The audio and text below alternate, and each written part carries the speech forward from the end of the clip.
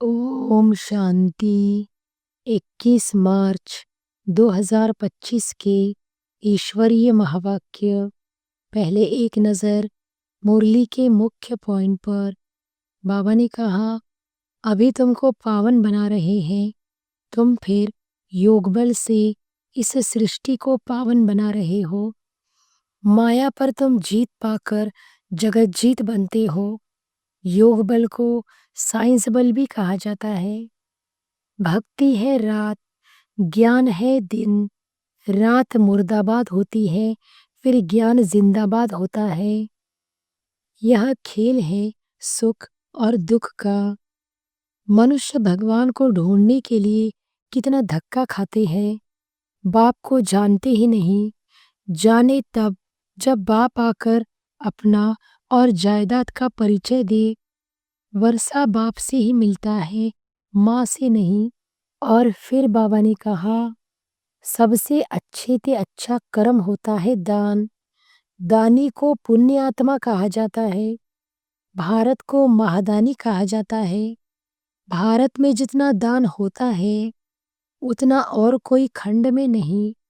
बाप ही आकर कर्मों की गति समझाते हैं। सतयुग में कभी कोई बुरा कर्म करते ही नहीं। सदैव सुख ही सुख है। याद भी करते हैं सुखधाम स्वर्ग को। माया ते हारे हार, माया ते जीते जीत। जीत बाप ही पहनाते हैं, इसलिए इनको सर्वशक्तिमान कहा जाता है। और फिर लास्ट में बाबा ने कहा, उन्हों का है बाहुबल, तुम्हारा है योग बल। वह दो भाई भी अगर आपस में मिल जाए तो विश्व पर राज्य कर सकते हैं। कलयुगी कर्म बंधन है। बाप कहते हैं, उनको भूल जाओ। 5 विकार भी मुझे दान में दे दो। तुम जो मेरा मेरा करते आए हो, मेरा पति, मेरा फलाना, यह सब भूलते जाओ। सब देखते हुए भी उनसे ममत्व मिटा दो। और अब सुनते हैं महावाक्यों को विस्तार से। मुरली का सार। मीठे बच्चे, तुम्हें अपने योग बल से सारी सृष्टि को पावन बनाना है। तुम योग बल से ही माया पर जीत पाकर जगत जीत बन सकते हो। प्रश्न है, बाप का पाठ क्या है? उस पाठ को तुम बच्चों ने किस आधार पर जाना है? उत्तर है, बाप का पाठ है सबके दुख हरकर सुख देना, रावण की जंजीरों से छुड़ाना। जब बाप आते हैं तो भक्ति की रात पूरी होती है। बाप तुम्हें स्वयं अपना और अपनी जायदाद का परिचय देते हैं। तुम एक बाप को जानने से ही सब कुछ जान जाते हो। गीत है, तुम्ही हो माता, पिता तुम्ही हो बंधु, सखा तुम्ही हो। ओम शांति। बच्चों ने ओम शांति का अर्थ समझा है। बाप ने समझाया है, हम आत्मा हैं। इस सृष्टि ड्रामा के अंदर हमारा मुख्य पार्ट है। किसका पार्ट है? आत्मा शरीर धारण कर पार्ट बजाती है।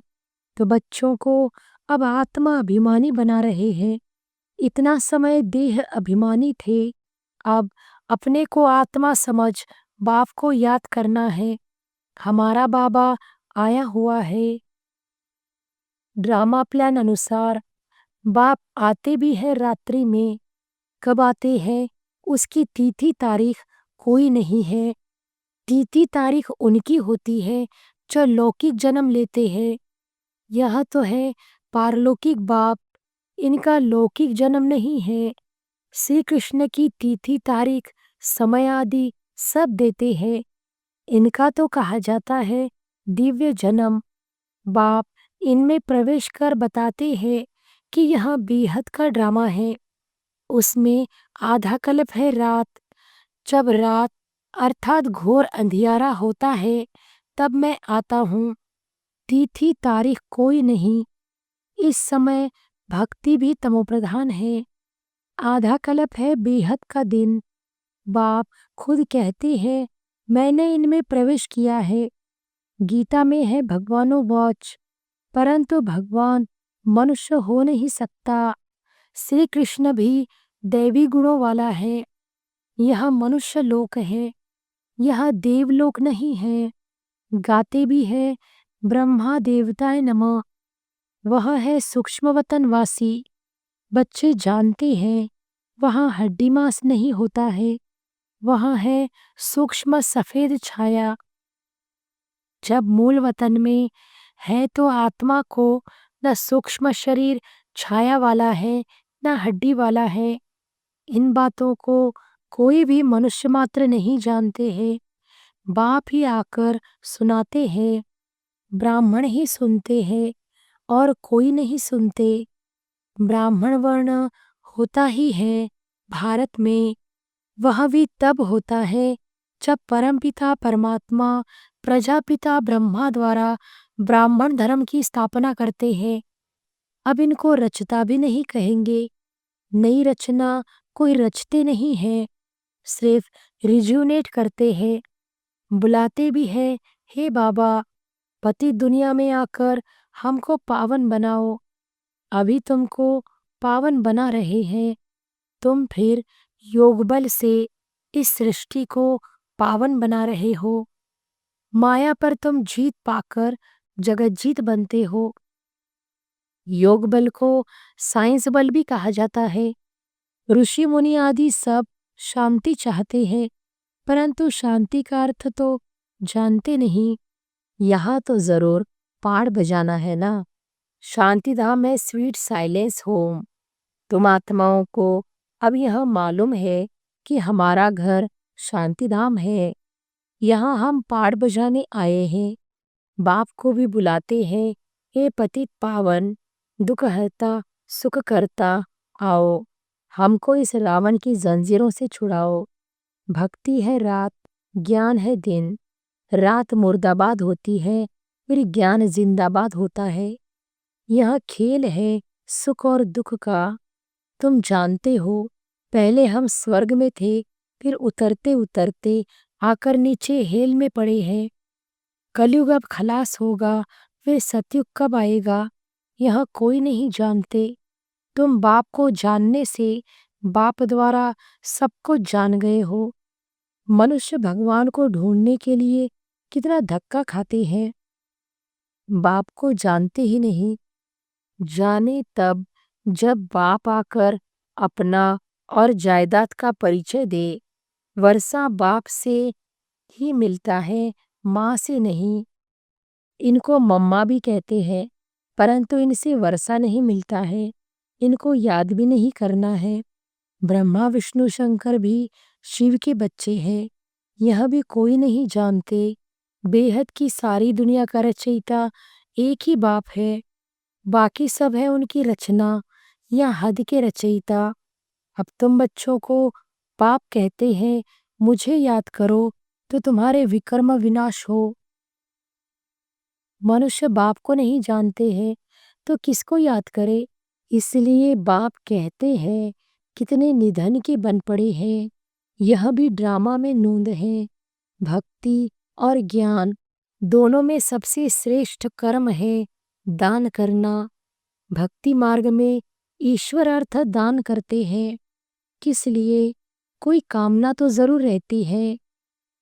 समझते हैं जैसा कर्म करेंगे वैसा फल दूसरे जन्म में पाएंगे। इस जन्म में जो करेंगे उसका फल दूसरे जन्म में पाएंगे। जन्म जन्मांतर नहीं पाएंगे। एक जन्म के लिए फल मिलता है। सबसे अच्छे ते अच्छा कर्म होता है दान। दानी को पुण्य आत्मा कहा जाता है। भारत को महादानी कहा जाता है। भारत में जितना दान होता है उतना और कोई खंड में नहीं। बाप भी आकर बच्चों को दान करते हैं, बच्चे फिर बाप को दान करते हैं। कहते हैं बाबा आप आएंगे तो हम अपना तन मन धन सब आपके हवाले कर देंगे। आप बिगर हमारा कोई नहीं। बाप भी कहते हैं मेरे लिए तुम बच्चे ही हो। मुझे कहते ही है हेवनली गॉडफादर अर्थात स्वर्ग की स्थापना करने वाला। मैं आकर तुमको स्वर्ग की बादशाही देता हूँ। बच्चे मेरे अर्थ सब कुछ दे देते हैं। बाबा सब कुछ आपका है। भक्ति मार्ग में भी कहते थे बाबा यह सब कुछ आपका दिया हुआ है। फिर वह चला जाता है तो दुखी हो जाते हैं। वह है भक्ति का अल्पकाल का सुख। बाप समझाते हैं भक्ति मार्ग में तुम मुझे दान पुण्य करते हो इनडायरेक्ट, उसका फल तो तुमको मिलता रहता है। अब इस समय मैं तुमको कर्म अकर्म विकर्म का राज बैठ समझाता हूँ। भक्ति मार्ग में तुम जैसे कर्म करते हो उसका अल्पकाल सुख भी मेरे द्वारा तुमको मिलता है। इन बातों का दुनिया में किसको पता नहीं है। बाप ही आकर कर्मों की गति समझाते हैं। सतयुग में कभी कोई बुरा कर्म करते ही नहीं, सदैव सुख ही सुख है। याद भी करते हैं सुखधाम स्वर्ग को। अभी बैठे हैं नरक में, फिर भी कह देते फलाना स्वर्ग पधारा। आत्मा को स्वर्ग कितना अच्छा लगता है। आत्मा ही कहती है ना फलाना स्वर्ग पधारा, परंतु तमोप्रधान होने के कारण उनको कुछ पता नहीं पड़ता है कि स्वर्ग क्या नरक क्या है। बेहद का बाप कहते हैं तुम सब कितने तमोप्रधान बन गए हो। ड्रामा को तो जानते नहीं, समझते भी हैं कि सृष्टि का चक्र फिरता है तो जरूर हूबहू फिरेगा ना। वह सिर्फ कहने मात्र कह देते हैं। अभी यह है संगम युग। इस एक ही संगम युग का गायन है। आधा कल्प देवताओं का राज्य चलता है, फिर वह राज्य कहाँ चला जाता, कौन जीत लेते हैं, यह भी किसको पता नहीं। बाप कहते हैं रावण जीत लेता है। उन्होंने फिर देवताओं और असुरों को लड़ाई बैठ दिखाई है। अब बाप समझाते हैं 5 विकारों रूपी रावण से हराते हैं, फिर जीत भी पाते हैं रावण पर। तुम तो पूज्य थे, फिर पुजारी पतित बन जाते हो तो रावण से हारे ना। यह तुम्हारा दुश्मन होने के कारण तुम सदैव जलाते आए हो, परंतु तुमको पता नहीं है। अब बाप समझाते हैं रावण के कारण तुम पतित बने हो। इन विकारों को ही माया कहा जाता है। माया जीत जगत जीत, यह रावण सबसे पुराना दुश्मन है। अभी श्रीमत से तुम इन 5 विकारों पर जीत पाते हो। बाप आए हैं जीत पहनाने। यह खेल है ना, माया से हारे हार, माया से जीते जीत। जीत बाप ही पहनाते हैं, इसलिए इनको सर्वशक्तिमान कहा जाता है।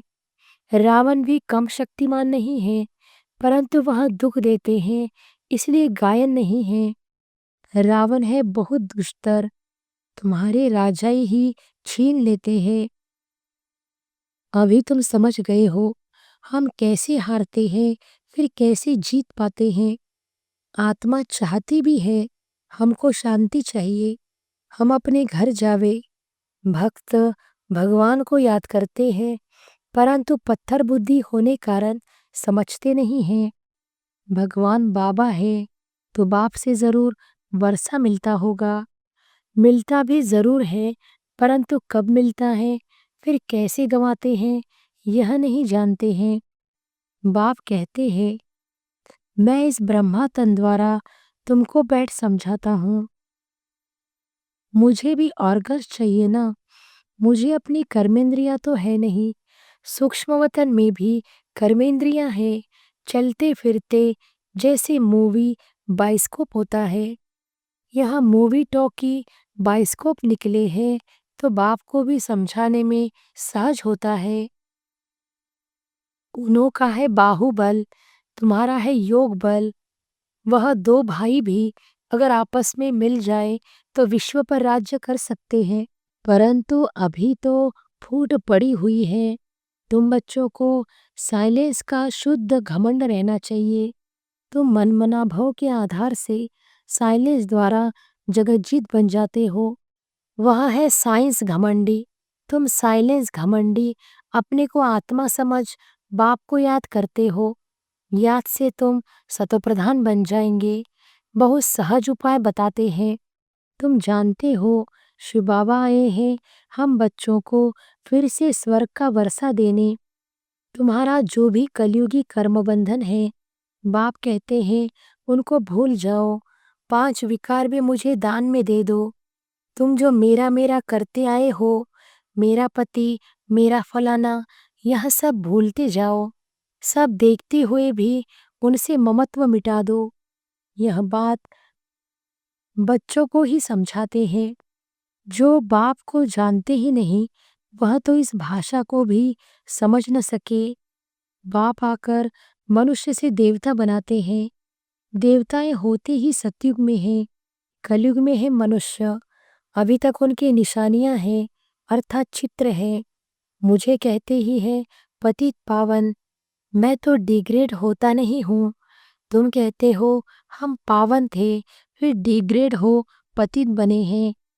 अब आप आकर पावन बनाओ तो हम अपने घर में जाए। यह है स्पिरिचुअल नॉलेज, अविनाशी ज्ञान रतन है ना। यह है नई नॉलेज। अभी तुमको यह नॉलेज सिखाता हूँ। रचयिता और रचना के आदि मध्य अंत का राज बताता हूँ। अभी यह तो है पुरानी दुनिया। इसमें तुम्हारे जो भी मित्र संबंधी आदि है, देह सहित सबसे ममत्व निकाल दो। अभी तुम बच्चे अपना सब कुछ बाप के हवाले करते हो। बाप फिर स्वर्ग की बादशाही 21 जन्मों के लिए तुम्हारे हवाले कर देते हैं। लेन देन तो होती है ना। बाप तुमको 21 जन्मों के लिए राज्य भाग्य देते हैं। 21 जन्म 21 पीढ़ी गाए जाते हैं ना। अर्थात 21 जन्म पूरी लाइफ चलती है। बीच में कभी शरीर छूट नहीं सकता, अकाले मृत्यु नहीं होती। तुम अमर बन अमरपुरी के मालिक बनते हो। तुमको कभी काल खा न सके। अभी तुम मरने के लिए पुरुषार्थ कर रहे हो। बाप कहते हैं देह सहित देह के सब संबंध छोड़ एक बाप से संबंध रखना है। अब जाना ही है सुख के संबंध में। दुख के बंधनों को भूलते जाएंगे। गृहस्थ व्यवहार में रहते पवित्र बनना है। बाप कहते हैं मामेकम याद करो, साथ साथ दैवी गुण भी धारण करो। इन देवताओं जैसा बनना है। यह है एम ऑब्जेक्ट। यह लक्ष्मी नारायण स्वर्ग के मालिक थे। इन्होंने कैसे राज्य पाया, फिर कहाँ गए, यह किसको पता नहीं है। अभी तुम बच्चों को दैवी गुण धारण करने हैं। किसको भी दुख नहीं देना है। बाप है ही दुखहर्ता सुख करता, तो तुमको भी सुख का रास्ता सबको बताना है। अर्थात अंधों की लाठी बनना है। अभी बाप ने तुम्हें ज्ञान का तीसरा नेत्र दिया है। तुम जानते हो बाप कैसे पाठ बजाते हैं। अभी बाप जो तुमको पढ़ा रहे हैं, फिर यह पढ़ाई प्राय लोप हो जाएगी। देवताओं में यह नॉलेज रहती नहीं। तुम ब्रह्मा मुख वंशावली ब्राह्मण ही रचता और रचना के ज्ञान को जानते हो, और कोई जान नहीं सकते। इन लक्ष्मी नारायण आदि में भी अगर यह ज्ञान होता तो परंपरा चला आता। वहाँ ज्ञान की दरकार ही नहीं रहती, क्योंकि वहाँ है ही सद्गति। अभी तुम सब कुछ बाप को दान देते हो, तो फिर बाप तुमको 21 जन्मों के लिए सब कुछ दे देते हैं। ऐसा दान कभी होता नहीं। तुम जानते हो हम सर्वंश देते हैं। बाबा यह सब कुछ आपका है। आप ही हमारे सब कुछ हो। त्वमेव माताश्च पिता। पाठ तो बजाते हैं ना। बच्चों को एडॉप्ट भी करते हैं, फिर खुद ही पढ़ाते हैं, फिर खुद ही गुरु बन सबको ले जाते हैं। कहते हैं तुम मुझे याद करो तो पावन बन जाएंगे, फिर तुमको साथ ले जाऊंगा। यह यज्ञ रचा हुआ है। यह है शिव ज्ञान यज्ञ। इसमें तुम तन मन धन सब स्वाहा कर देते हो। खुशी से सब अर्पण हो जाता है, बाकी आत्मा रह जाती है। बाबा बस अब हम आपकी श्रीमत पर ही चलेंगे। बाप कहते हैं गृहस्थ व्यवहार में रहते पवित्र बनना है। 60 वर्ष की आयु जब होती है तो वानप्रस्थ अवस्था में जाने की तैयारी करते हैं, परंतु यहाँ कोई वापस जाने के लिए थोड़ी तैयारी करते हैं। अभी तुम सद्गुरु का मंत्र लेते हो, मन मना भव। भगवान उवाच, तुम मुझे याद करो तो तुम्हारे विकर्म विनाश होंगे। सबको कहो, आप सबकी वानप्रस्थ अवस्था है। शिव बाबा को याद करो, अब जाना है अपने घर। अच्छा, मीठे मीठे सिकिलधे बच्चों प्रति मात पिता बाप दादा का याद प्यार और गुड मॉर्निंग। रूहानी बाप की रूहानी बच्चों को नमस्ते। धारणा के लिए मुख्य सार। पहली पॉइंट, कलयुगी सर्व कर्म बंधनों को बुद्धि से भूल 5 विकारों का दान कर आत्मा को सतप्रधान बनाना है। एक ही साइलेंस के शुद्ध घमंड में रहना है। दूसरी पॉइंट, इस रुद्र यज्ञ में खुशी से अपना तन मन धन सब अर्पण कर सफल करना है। इस समय सब कुछ बाप हवाले कर 21 जन्मों की बादशाही बाप से ले लेनी है। वरदान है, रोब के अंश का भी त्याग करने वाले सोमानधारी पुण्य आत्मा भव। रोब के अंश का भी त्याग करने वाले सोमानधारी पुण्य आत्मा भव। सोमानधारी बच्चे सभी को मान देने वाले दाता होते हैं। दाता अर्थात रहम दिल। उनमें कभी किसी भी आत्मा के प्रति संकल्प मात्र भी रोब नहीं रहता। यह ऐसा क्यों? ऐसा नहीं करना चाहिए, होना नहीं चाहिए। ज्ञान यह कहता है क्या? यह भी सूक्ष्म रोब का अंश है, लेकिन समानधारी पुण्य आत्माएं गिरे हुए को उठाएंगी, सहयोगी बनाएंगी। वह कभी यह संकल्प भी नहीं कर सकती कि यह तो अपने कर्मों का फल भोग रहे हैं, करेंगे तो जरूर पाएंगे, इन्हें गिरना ही चाहिए। ऐसे संकल्प आप बच्चों के नहीं हो सकते। स्लोगन है, संतुष्टता और प्रसन्नता की विशेषता ही उड़ती कला का अनुभव कराती है। अव्यक्त इशारे, सत्यता और सभ्यता रूपी कल्चर को अपनाओ। सत्यता की शक्ति की निशानी है निर्भयता। सत्यता की शक्ति की निशानी है निर्भयता। कहा जाता है, सच तो बीठो नच, अर्थात सत्यता की शक्ति वाला सदा बेफिक्र निश्चिंत होने के कारण, निर्भय होने के कारण खुशी में नाचता रहेगा। यदि अपने संस्कार व संकल्प कमजोर हैं तो वह कमजोरी ही मन की स्थिति को हलचल में लाती है। इसलिए पहले अपने सूक्ष्म कमजोरियों को अविनाशी रुद्र यज्ञ में स्वाहा करो। अच्छा, ओम शांति।